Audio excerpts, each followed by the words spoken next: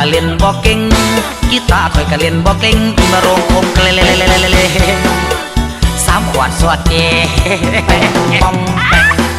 แปงปองแปง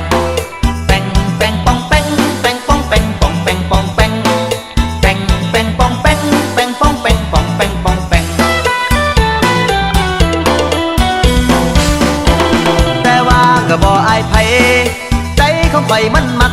เขาร้องงึกงึกงักงักจักกุ้งจักโบกจักกักคือดังคักข่อยเลยอยากร้องแปงปองแปงแปงปองแปง